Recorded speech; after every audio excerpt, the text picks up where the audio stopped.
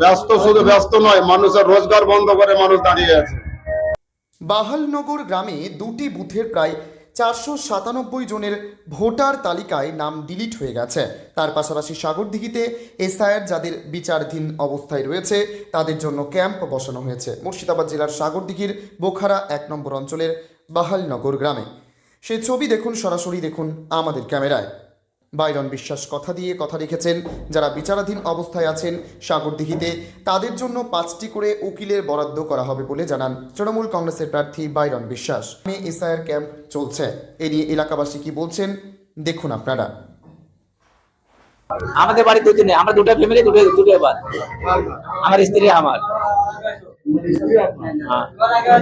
আমার নাম আদর মোল্লা। কারণে আমাদের নামগুলো ডিলিট করা হয়েছে, এর আসল তথ্য আমরা কিছুতেই জানতে পারছি না।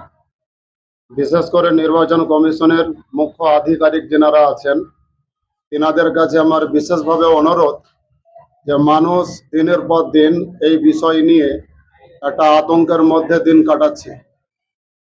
আমার এটাই সর্বোপরি আবেদন যে বৈধ ভোটার তালিকা থেকে যাদের নাম ডিলিট করা হয়েছে এই সমস্ত কাগজপত্রগুলো পর্যালোচনা করার পর তাদের পুনরায় ভোট অধিকার ফিরিয়ে দেওয়া হোক এবং তারা সুনিশ্চিত যেন ভোট দেওয়ার একটা অধিকার পায় প্রশাসনিক মহল থেকে এবং আমাদের যে সমস্ত নেতৃবৃন্দ যেনারা আছেন তেনাদের কাছ থেকে, নির্বাচন কমিশনের দপ্তর থেকে।